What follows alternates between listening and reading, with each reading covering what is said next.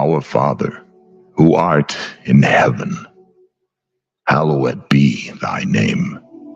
Thy kingdom come, thy will be done, on earth as it is in heaven. Give us this day our daily bread, and forgive us our debts as we forgive.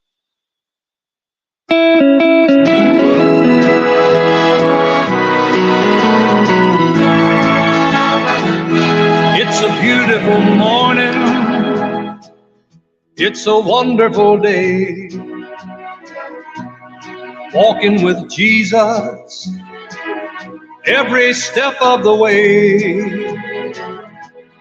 He's got a blessing waiting for you today.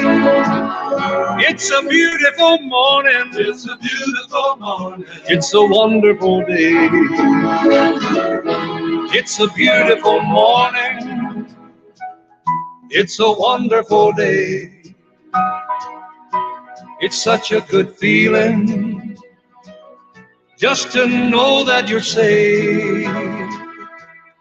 Don't let your troubles stand in your way. 'Cause it's a beautiful morning. It's a beautiful morning. It's a wonderful day.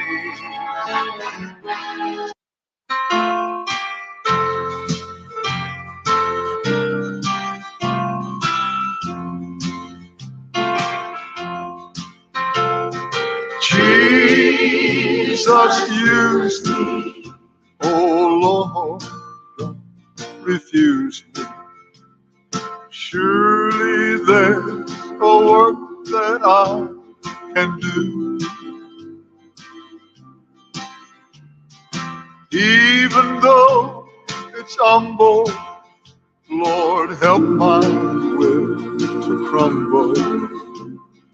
Though the cost be great, I'll work for you.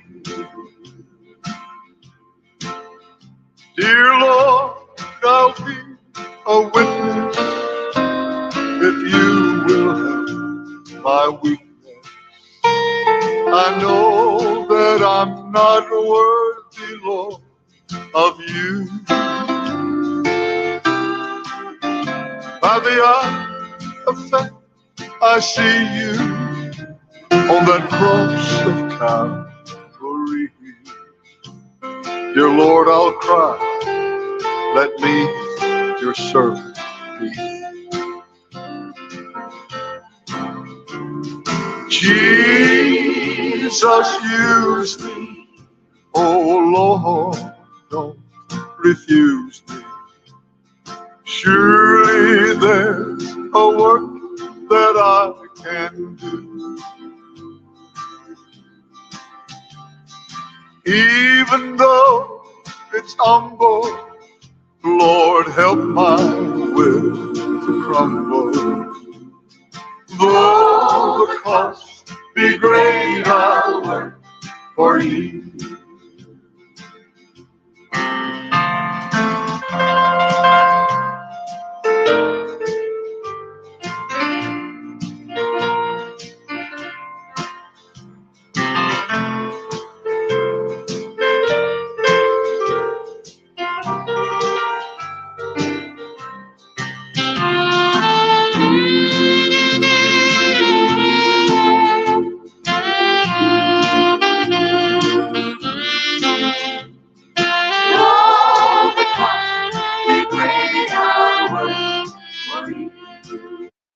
So I'm asking you, Father, keep us closer, keep serving David safe in this perilous time. Hey, it's your girl, The Flame, and you are listening to the Servant David Show. Keep it locked right here and don't change the dial. You don't want to miss it. 10 secrets about Moses that many people don't know. Number 1, Moses asked God to remove his name from the book of life. What led Moses to make such a statement, and what can we learn from it? This occurred at the same time as the worship of the golden calf. The parable of the golden calf sheds light on human nature and the tendency of individuals to stray from their commitment to God. It is ironic that while Moses was on Mount Sinai receiving the 10 commandments from God, the Israelites were breaking the first commandment, which states that you shall have no other gods before me. The impatience of the Israelites with Moses on Mount Sinai led them to the idea of creating a new god to go before them for worship. To achieve this, they melted their gold jewelry and used it to construct the golden calf from it. The people's impatience led them to resort to Aaron, and they gave him the responsibility to serve as their spiritual guardian in place of Moses. Aaron obediently complied with the request by turning their gold earrings into a carved gold calf, which was specifically forbidden behavior. Then they began to indulge in debauchery, worshipping the idol while also engaging in immoral behavior, such as eating, drinking, and playing. Then the Lord said to Moses, "Go down at once, for your people, whom you brought out of the land of Egypt, have corrupted themselves. They have quickly turned aside from the way I commanded them. They have made for themselves a molten calf, worshipped it and sacrificed to it, and said, 'This is your God, O Israel, who brought you out of the land of Egypt.'" Exodus chapter 32, verses 7-8, Moses' descent from the mountain, where the 2 tablets of testimony met Joshua along the way and came to the people as they were holding their sensual, idolatrous feast. With righteous anger, he broke the tablets of the law as a testament to what the people had already done. Exodus chapter 32, verses 31-34. Then Moses returned to the Lord and said, "Oh, what a great sin these people have committed. They have made themselves gods of gold. But now please forgive their sin, but if not, then blot me out of the book you have written." The Lord replied to Moses, "Whoever has sinned against me, I will blot out of my book. Now go, lead the people to the place I have spoken of, and my angel will go before you. However, when it comes time for me to punish, I will punish them for their sin." Moses did not downplay the severity of the people's sin or attempt to diminish its impact. They were responsible for glorifying a golden deity. Despite the enormity of the people's sin, Moses asked for forgiveness. This was an appeal to God's mercy and grace. Moses pleaded with God to forgive Israel because of his own self-sacrificial identification with the sinful people. If God refused to forgive, Moses asked to be condemned as a sacrifice for his sinful people. Moses felt that Israel had sinned so terribly that the blood of a god or a bull could not cover it. It had to be a man who suffered in their place. Therefore, he offered himself to be blotted out from God's book if somehow it could redeem the people. God said no to Moses' request, but we can say that God was anticipating the sacrifice of someone greater than Moses, who would give himself on behalf of the people, bringing full and complete atonement. Of course, Jesus had the same sacrificial heart when he died for our sins. God agreed to spare the nation, but reserved the right to judge individual sinners. Now, therefore, go lead the people to the place of which I have spoken to you. This was God's promise to remain faithful to Israel and to keep his presence with them. My angel will go before you. Number 2, Moses and the idol of Nehushtan. The biblical books of Kings refer to the image of a serpent coiled around a pole as Nehushtan. The image is described in the book of Numbers following their liberation from Egypt. The people began to complain to God about the conditions of their lives, and as a direct response, God dispersed among them fiery serpents. Many of the people ended up dying, and many more were dying.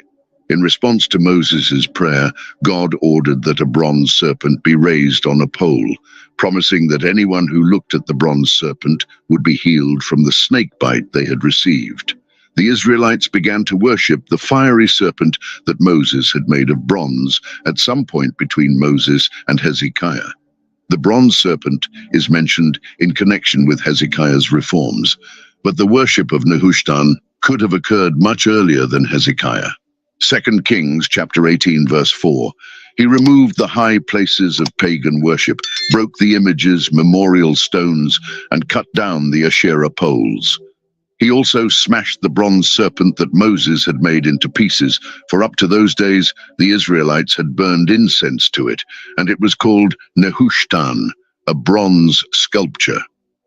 While it's easy to see how something that brought miraculous healing could become an object of worship, it was still blatant disobedience to God's commandments. The bronze serpent was God's method of deliverance during the incident recorded in Numbers 21. There's not the slightest insinuation that God intended it to have any future application. It's interesting to note that the literal translation of the word Nehushtan is a piece of bronze. It's possible that Hezekiah gave it that name so people would be reminded that it was just a piece of bronze.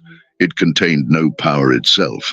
Even in the situation described in Numbers 21, it was God who brought the healing, not Nehushtan. A powerful lesson for all of us to learn from Nehushtan is that even good things and good people have the potential to become idols in our lives. All our worship, praise, and thanksgiving should be directed solely to God. Nothing else, regardless of its incredible history, is worthy. Number 3.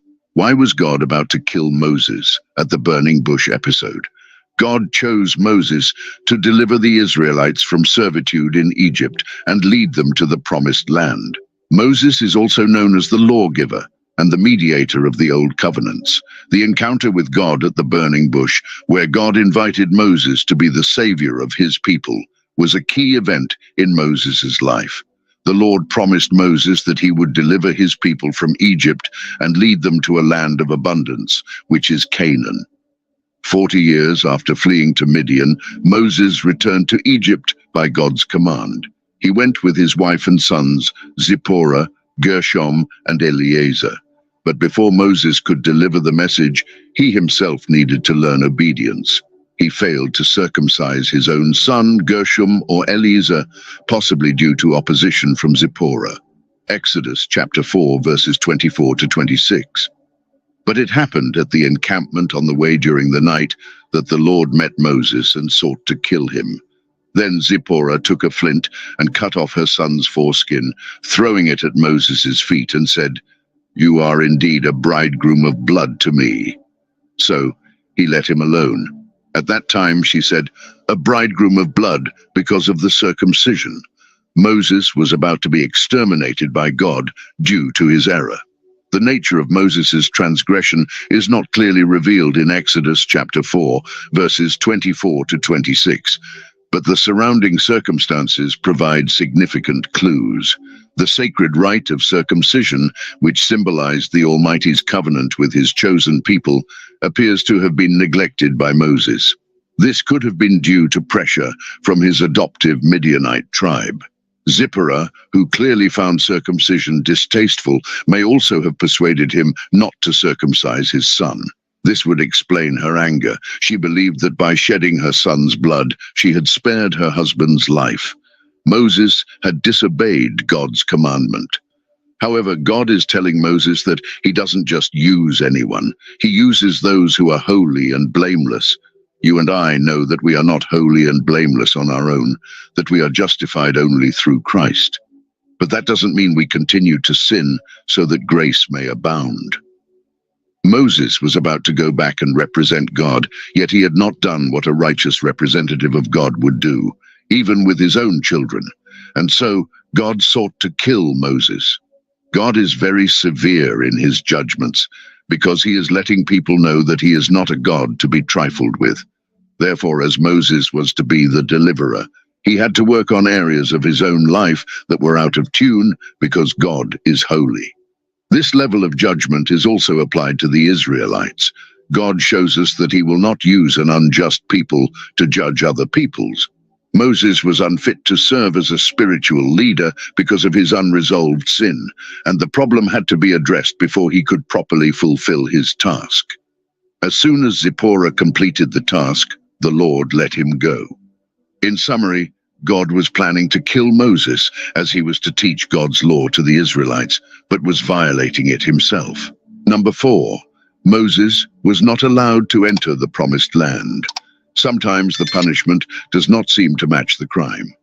At first glance, Moses striking a rock in the wilderness out of frustration with the Israelites does not seem like a just reason for him not to see the promised land. After all, he witnessed the 10 plagues, led Israel out of Egypt and through the Red Sea, delivered the 10 commandments from Mount Sinai, and won many of Israel's battles.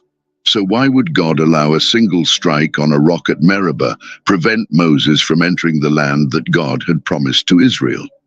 The Israelites complained to Moses about the lack of water and also tested the Lord. Then Moses cried out to the Lord for help, saying, "What shall I do with this people? They are almost ready to stone me." And the Lord said to Moses, "Go on before the people, and take with you some of the elders of Israel, and take in your hand the rod with which you struck the Nile, and go. Behold, I will stand before you there on the rock in Horeb, and you shall strike the rock, and water shall come out of it, that the people may drink." And Moses did so in the sight of the elders of Israel. Exodus chapter 17, verses 4 to 6. Water flowed from the rocks, providing drink for the Israelites. Essentially, the Israelites presented a problem to Moses. He turned to God. God gave Moses specific instructions, and as Moses followed, water began to flow. Consider what happens in the second Meribah, when Moses becomes frustrated and disobeys God. Numbers 20 contains the second miracle. The Israelites arrive at the desert of Zin, near Kadesh, again complain to Moses for a lack of water. Numbers chapter 20, verses 1 to 13. The second miracle. Then the Israelites, the whole congregation, came into the desert of Zin in the first month, in the 40th year after leaving Egypt, and the people stayed in Kadesh. Miriam died there and was buried. There was no water for the congregation, and they gathered together against Moses and Aaron. The people quarreled with Moses and said, "If only we had perished when our brothers perished before the Lord. Why have you brought the Lord's congregation into this wilderness to die here, we and our cattle? Why have you made us come up out of Egypt to bring us to this miserable place? It is not a place of grain or figs or vines or pomegranates, and there is no water to drink." Then Moses and Aaron went from the presence of the assembly to the entrance of the tent of meeting and fell on their faces in prayer. Then the glory and splendor of the Lord appeared to them. And the Lord spoke to Moses, saying, "Take the rod, and you and your brother Aaron gather the congregation together, and speak to the rock before their eyes, that it may yield its water.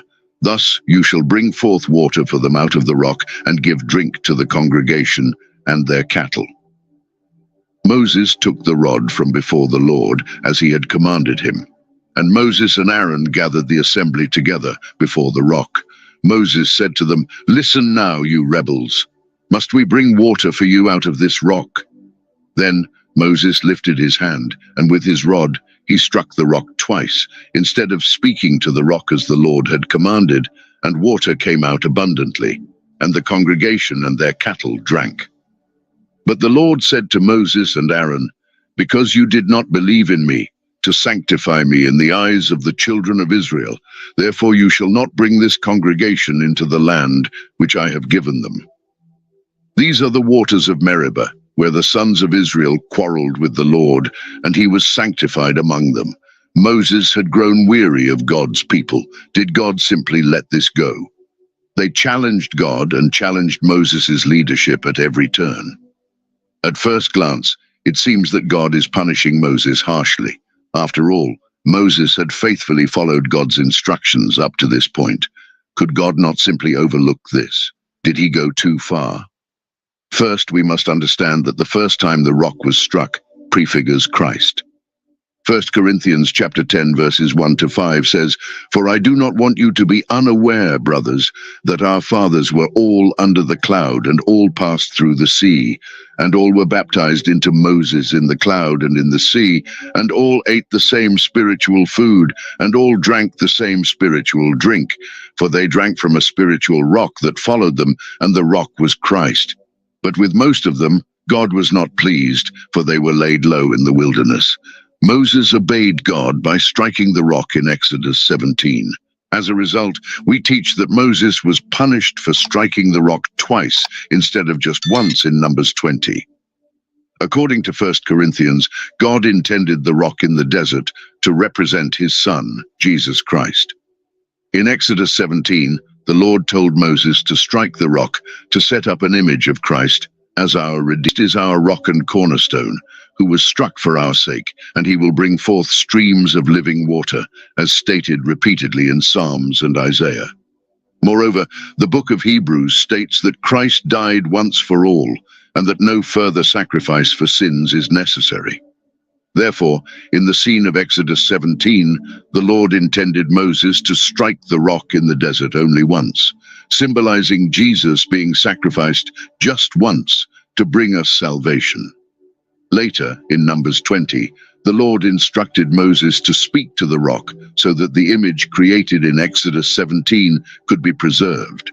When Moses chose to strike the rock a second time, he distorted the image from Exodus 17. We would be perplexed by the distorted image if God did not correct Moses' mistake, concluding that Christ, the rock, would have to be sacrificed repeatedly for our salvation. As a result, God punished Moses to ensure that we correctly understood the image of the rock, preventing Moses from entering the promised land. In the process, the Lord created a new image to help people correctly understand salvation. By refusing Moses' entry into the promised land, the Lord demonstrated that we cannot enter into salvation, signifying the promised land, through the works of the law, signifying Moses, but only through the work of Jesus, that is, through Joshua, whose name is Yeshua, or Jesus. When God instructed him to speak to the rock to get water for the nation, he struck it in anger. He reacted with anger instead of calmly, and as a result, was prevented from entering the promised land.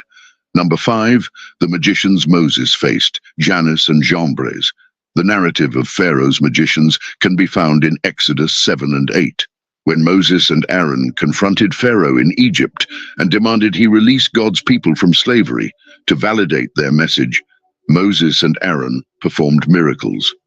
Moses held a special place in history due to the extraordinary number and variety of miraculous deeds attributed to him, as it is written, all that mighty power and all the great terror that Moses performed. We learn that Moses was unparalleled in power and authority with which he led the people of Israel. We are told that no other prophet like Moses has arisen in Israel since that time. However, there were great rulers of Israel as well as leaders, prophets, and priests. But before the arrival of Jesus Christ, known as the Messiah, there was no other man who occupied all these offices in such a glorious manner as Moses. Even with Moses' miracles, he faced opposition from Jannes and Jambres. God gave Moses and Aaron the instruction to show a sign to Pharaoh on their first encounter with the king by throwing Aaron's staff to the ground. God knew Pharaoh would demand a sign.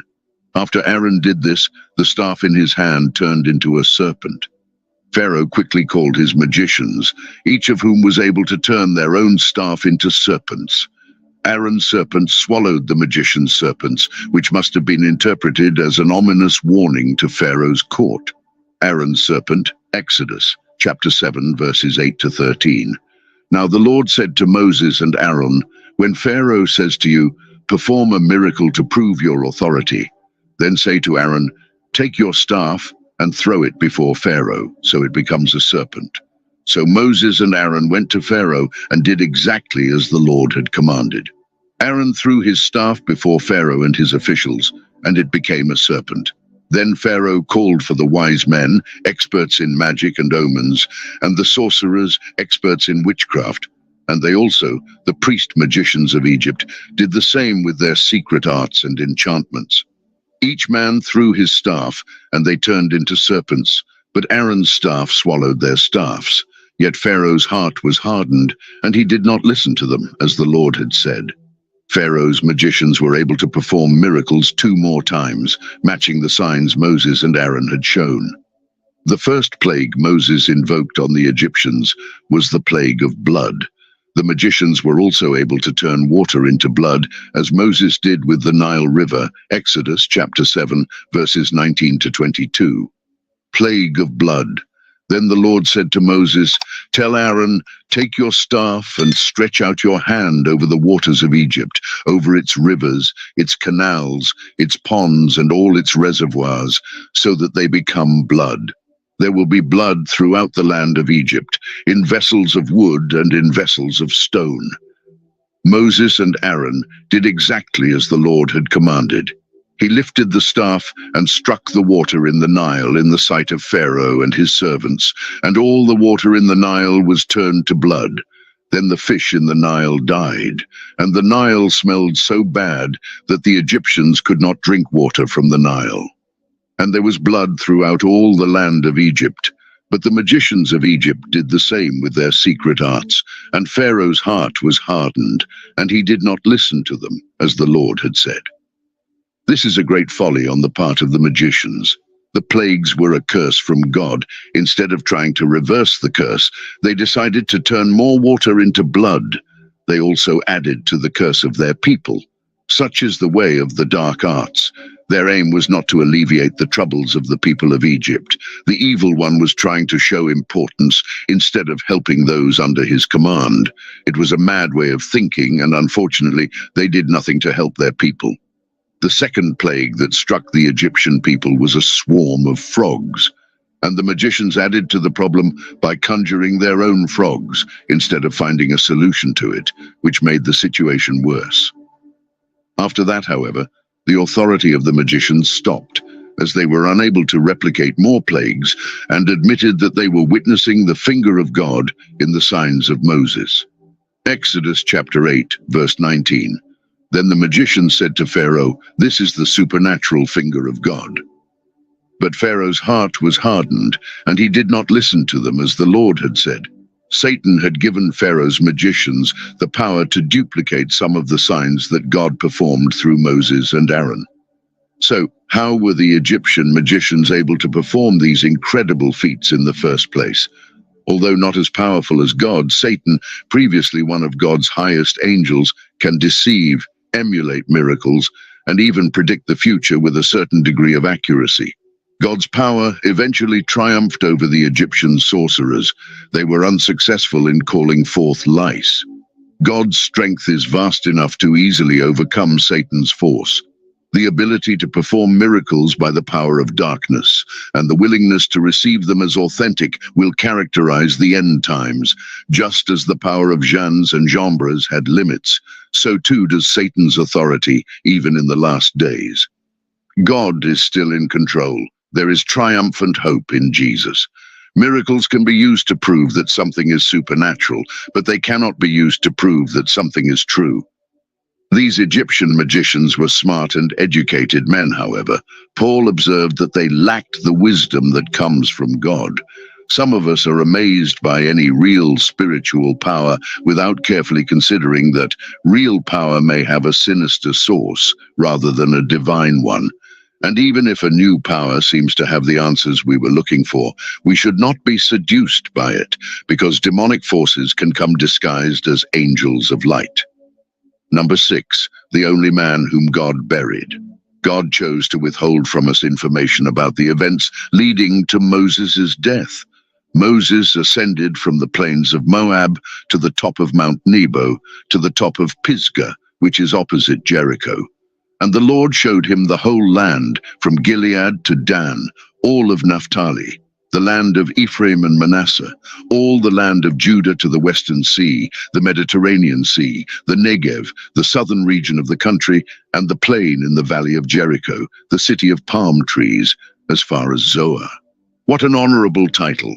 Moses is distinguished as Jehovah's servant. He exemplified this throughout his life, working hard at everything he did, because he waited on God for his instructions, like a servant waits on his master, and made it his aim to conduct himself by the standard that had been presented to him on the holy mountain. As a servant, Moses was devoted to God.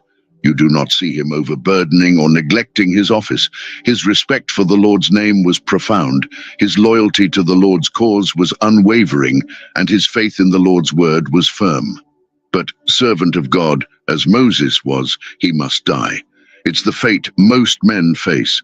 Only 2 individuals can leave this world and enter the realms of glory without ever having to cross the river of death. Moses is not one of the 2. At the end of Moses' life, God gave Moses a glimpse of the land for which he had left Egypt. Moses climbed Mount Nebo from the plains of Moab to the top of Pisgah. There is a Pisgah we all must pass over and be gathered to our forefathers. May we ascend as willingly as Moses, the servant of God. The manner of Moses' death is extremely remarkable. The circumstances surrounding Moses' passing are quite extraordinary. Mount Pisgah has a summit elevation of approximately 1,370 meters, nearly a mile. There are not many 120-year-old men who can climb a mountain nearly a mile high and live to tell the tale. Yet, Moses did. He made the climb without there being a trail wide enough for Moses, and he didn't need one anyway. If you're wondering about his condition, this feat will tell you. Yet, here was Moses, almost a century and a quarter old, climbing to the top of a 1,370 meters high peak and having a great time once there.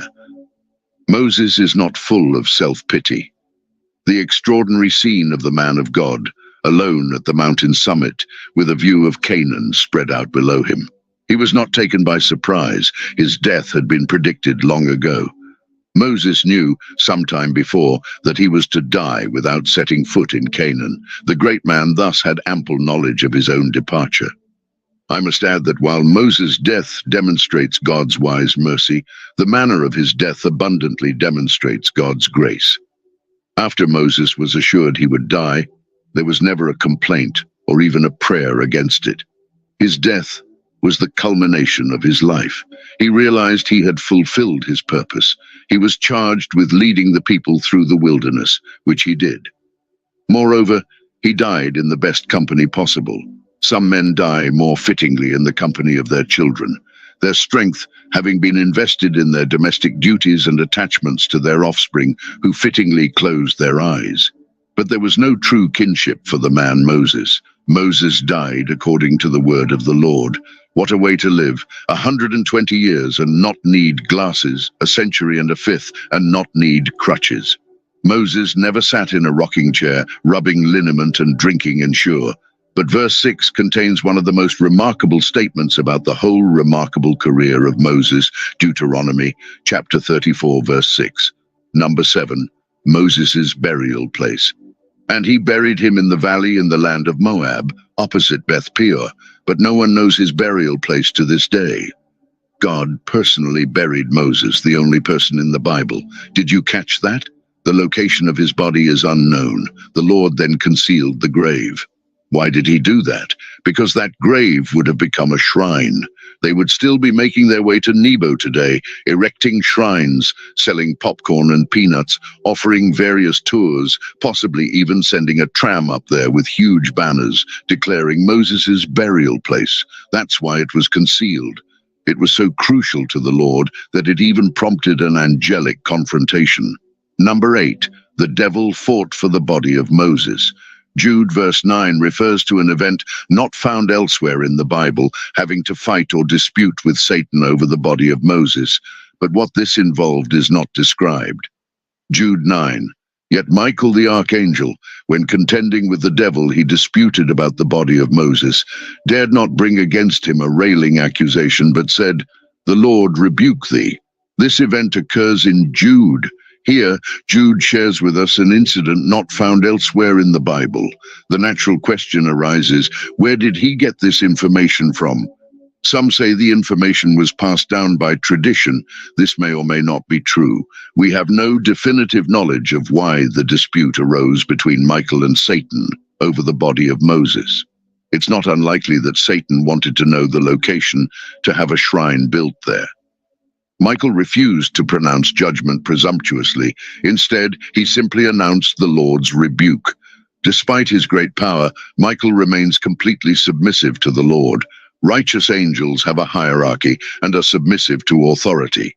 Considering Michael's strength, the archangel's submission to God is even more beautiful. We can see that submission never aims to take away strength, purpose, or the value of an individual. The strength of the angel Michael was not in dispute. The last mention of Michael the archangel appears in Revelation chapter 12, verse 7, when Satan is expelled from heaven. Confrontation is a necessary evil. Nobody likes it, but it must be done to correct, purify, and unify the community. Number 9, Moses meets Jesus.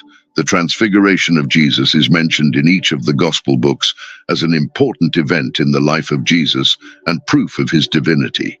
Jesus takes only 3 of his followers, Peter, James, and John, to a high mountain after performing a series of miracles and predicting his own death. This is the scene of the Transfiguration, where his appearance is radiantly transformed, Matthew chapter 17, verse 2, and he was transfigured before them, and his face shone like the sun, and his clothes became white as light. This glory conveys the real presence, for in his person the kingdom of God is with his people. The inner circle of disciples witnesses the profound revelation of Jesus' identity, as well as his mission. During this transfiguration, 2 of the most important figures from the Old Testament, Moses and Elijah, appear. Their entrance symbolizes the law and the prophets witnessing to Jesus, the Messiah, who fulfills the Old Testament. Jews see Moses as one of their greatest leaders, but Jesus is even greater. Moses is the one whom God used to give the law, and Elijah is the one who connects the earlier charismatic prophecy of the days of Samuel with the later writing prophets. Moses is also considered the model prophet, and Elijah as the precursor to the Messiah, as mentioned in Malachi chapter 4, verses 4 to 6. These verses mention both the delivery of the law through God's servant Moses and the sending of the prophet Elijah before the imminent day of the Lord. Their presence on the mountain with Jesus demonstrates Jesus' majesty as the one who will be called the Son of God and who transcends both. The cloud of God's presence appeared to Moses on Mount Sinai. His Shekinah glory filled the tabernacle. The cloud of God's presence led the Israelites in the wilderness, and the cloud of the Lord's glory filled Solomon's temple. Jesus fulfilled both the law and the prophets, as evidenced by his superiority over Moses and Elijah, whose revelations ultimately point to Jesus. Because Jesus is the incarnate Son of God, the definitive prophet who fulfills Moses' prophecy, the disciples must listen to him to understand his messianic mission. When the disciples look up, they see only Jesus. Their focus is now exclusively on Jesus, as Moses and Elijah would have preferred, for their ultimate significance was in preparing the way for the Messiah, the Son of God, and his redemptive purpose. Although the disciples have received the most explicit revelation of Jesus' identity, they still do not fully comprehend what they have witnessed. Number 10, Moses sees God. Moses encountered God in a burning bush, witnessed God humiliate Pharaoh and the Egyptians, saw God part the sea and provide water from a rock, and spent 40 days and nights on Mount Sinai with God. Moses witnessed the signs and wonders of God. Now he desired to encounter God himself. He wished for a personal relationship with God, more desirable than all his wonders, works, and blessings combined. To know God personally is the greatest blessing any human being can receive. John chapter 17, verse 3, "And this is eternal life, that they know you, the only true God, and Jesus Christ, whom you have sent." God graciously responded to Moses' desire to know who would go with him by saying, "My presence will go with you." The Lord was familiar with Moses, and Moses had found favor with him. However, Moses was not satisfied with their relationship. He desired more of God. Even having witnessed the burning bush, the parting of the Red Sea, seen water flow from a rock, and eaten manna from heaven, all of this was old news to him. He wanted to learn more about God, to have a deeper understanding of him. So Moses said to the Lord, "Please show me your ways, that I may know you." Moses was like a man hungry, sitting down for a fine meal. He was not satisfied just nibbling on an appetizer and tasting the soup. He wanted to feast on everything the Lord had to offer. Moses understood what the psalmist said, "As the deer pants for streams of water, so my soul pants for you, my God. My soul thirsts for God, for the living God." Psalms chapter 42, verses 1 and 2. Every believing heart should have this attitude. God is not interested in mere churchgoers. He desires to be known by those who are hungry and thirsty. Indeed, knowing God is the meaning of eternal life. Then Moses said, "Now show me your glory." Exodus chapter 33, verse 18. Moses wanted even more. He said to the Lord, "Please let me see your glory." In other words, Moses wanted to see a visible manifestation of the invisible God to be made public to him and provide an observable display of his glorious divinity. Are you satisfied just listening to a sermon and singing some songs to God, or do you constantly long to see more of God in your life, to understand a greater sense of God's glory? Moses was encouraged to make one final special request. "Now show me your glory." Above all, it was God's mercy and compassion that led him to renew his covenant with Israel. God then explained how he would demonstrate his goodness and glory to Moses without killing him. He described his appearance to Moses using the terms back and face. God's promise to show Moses his goodness and his glory was fulfilled shortly after, as described in Exodus chapter 34, verses 5 to 7. Exodus chapter 33, verses 19 to 20. "And the Lord said, I will cause all my goodness to pass in front of you, and I will proclaim the name of the Lord in your presence. I will have mercy on whom I will have mercy, and I will have compassion on whom I will have compassion. But," he said, "you cannot see my face, for no one may see me and live." Moses' request was graciously granted by the Lord. He promised to show him a glimpse of his glory. God would demonstrate his goodness to Moses while proclaiming his own name, the Lord. Even granted this extraordinary encounter, Moses would be unable to see God's face because humans could not see his face and live. Exodus chapter 33, verses 21 to 23. "Then the Lord said, There is a place near me where you may stand on a rock. When my glory passes by, I will put you in a cleft in the rock and cover you with my hand until I have passed by. Then I will remove my hand, and you will see my back, but my face must not be seen." As Moses stood on the rock, God's glory would pass by. God said to him, "I will put you in a cleft in the rock and cover you with my hand until I have passed by. Then I will remove my hand, and you will see my back." In other words, the Lord was limiting Moses' exposure to his glory for his own benefit. He could not be subjected to anything more than a glimpse of God's glory from behind.